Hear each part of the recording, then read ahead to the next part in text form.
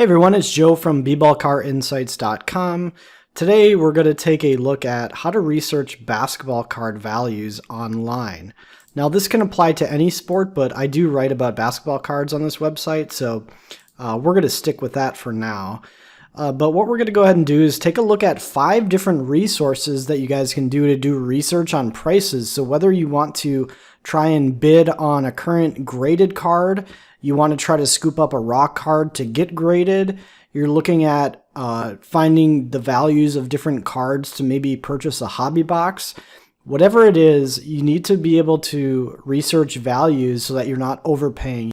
So the first thing we're going to take a look at is just simply eBay sold listings. So if you aren't used to using eBay, this is something you have to get used to, is looking up sold and completed items.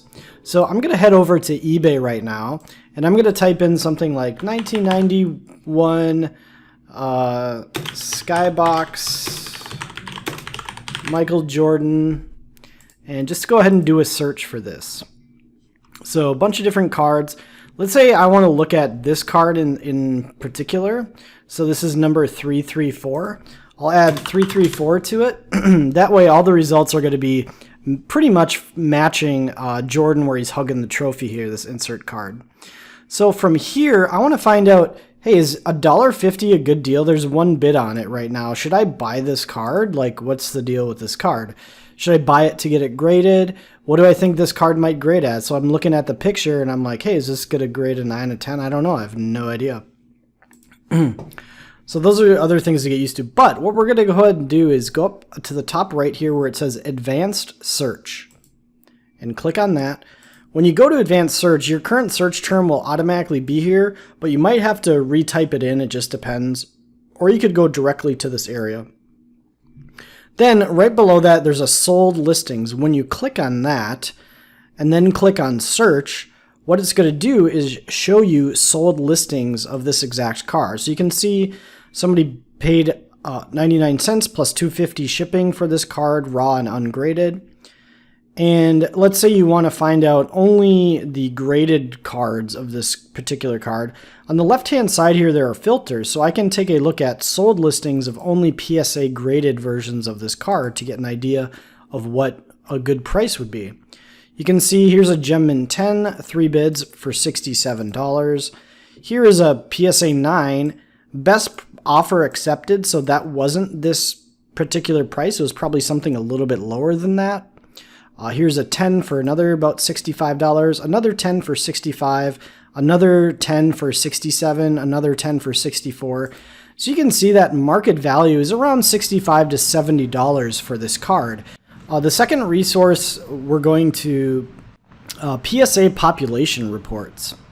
So if I go over to psacard.com, you can actually look at both pop reports and auction prices, and I'll show you the difference here. If I go to pop report, let's take a look at that same card, 1991 Skybox Michael Jordan 334, I think it was. So the first thing is get a good idea of the population report of the card. Are there a lot of them graded? How many grade a 10 or a 9 or an 8? Even if you're grading with something like SGC or BGS or whatever, they have population reports as well. So always look at the population reports no matter where you're going to send it in to get it graded, or if you want to buy an already graded card. You can see that this particular card, there's been 408 graded, and over 50% have graded a 10. That's pretty high gem rate, as they call it, and a lot 9. So not very many 8s or less.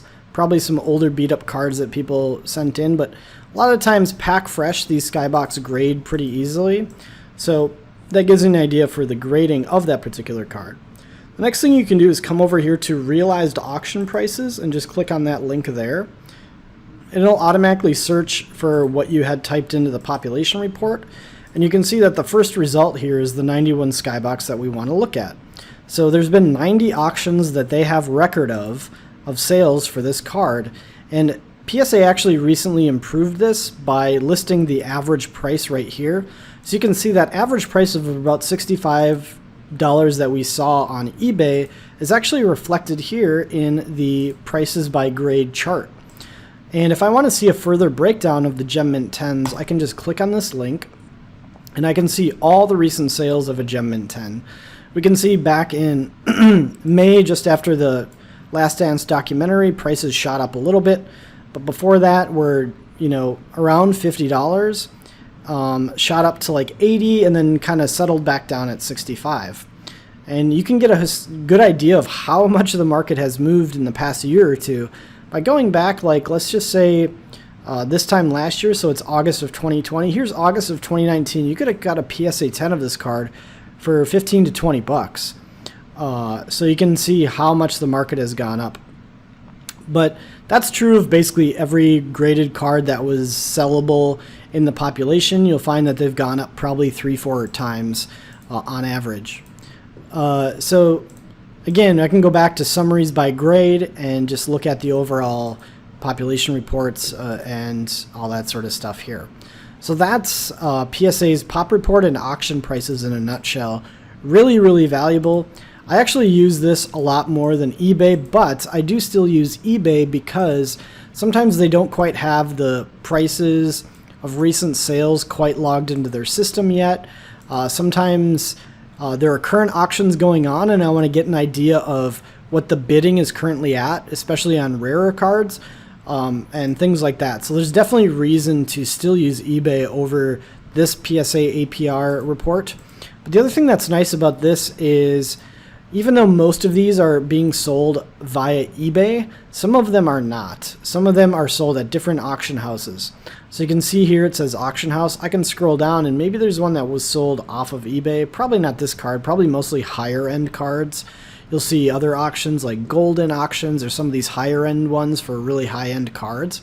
So if I were to, for example, search for 1986 Fleer Michael Jordan, you can see obviously this has a ton of sales, a huge wide gambit of grades, only 313 10s.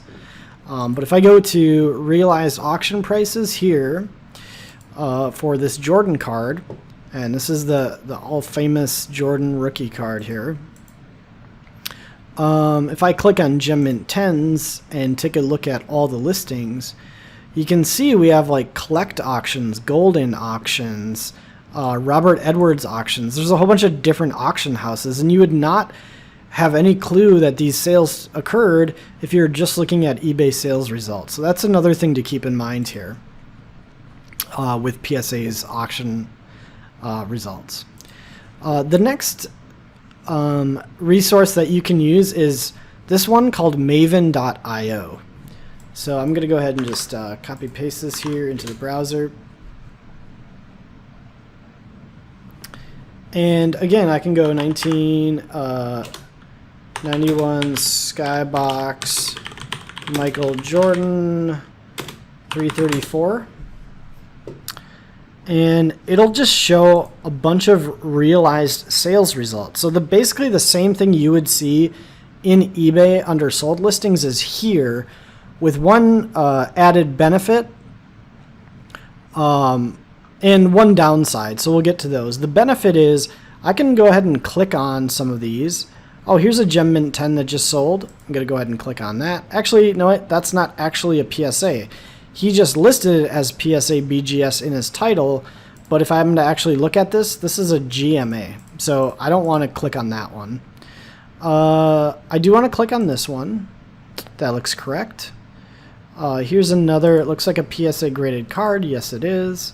So I'm going to click on that one, and I'll click on this one, and that's fine for now. So here are 3 recent results of Gem Mint 10s of this card, and you can see with these 3 boxes checked, I can immediately see an average sale price up top. Now, one benefit of this compared to eBay is you can actually create an account, and you can log your collections, and they will automatically keep track of average recent prices and stuff for you based on cards that you're collecting, so that in cases of when you need like insurance or you want to protect your collection if it's very valuable, you need to provide data to like insurance companies that your card holds a certain market value. And this is a really nice tool to be able to do that. The downside is I can't look at, actually I can look at for sales, looks like, and there's filters. So probably, you know, pretty good compared to eBay, but sometimes people do like to use eBay's source of truth, and I don't blame them for that. And sometimes it's also nice to just be browsing on eBay, show related results if you're kind of shopping around, different things like that. So there are benefits to just using eBay over this, but this is maven.io, so definitely worth checking out. The next resource is just PWCC auctions. I included this. I don't think this is a resource that most people need to use. However, it can be really nice if you want to submit to PWCC to put a card up for sale with their auction house to kind of get an idea of, you know, what kind of prices you can fetch. All right, so the really cool part about PWCC is in this, under this research tab, you can see there's market price research. It says powered by eBay, so I think it pulls most of its data from eBay's API. But again, here, their example is a 1952 Topps mantle, so you can put anything you want in there. But I can look at the sold price range, and I can just kind of, you know, adjust this to say, hey, I want to spend between $50 and $160 on this card. Have there been any sold? What kind of value range are we looking at here, et cetera, et cetera. And you can, you know, go by time frame, all this sort of stuff. So this is kind of another resource. Again, probably not necessarily for most people, but I thought I'd point it out in case maybe you want to consign with PWCC or buy from them or whatever. This would be one resource that you can use, and it's free to create an account. You don't have to like pay them anything. And the final resource that you guys can use is Trading Card DB. Now this won't really have sale prices or anything. However, it is still a really, really good research tool. So let's go ahead and go to Trading Card DB here. And if you want to focus on a specific player, this is a really good way to do it, to get an idea of what kind of cards are out there for any given player. Browse, I want to browse basketball. And then I want to browse by name. So I'm going to look at all the names. And let's say I want to look at LeBron James. So I can go to the Jays. I can see JAM. Let's see, where are we at? LeBron James. So here we go. Here's LeBron. I can click on his card.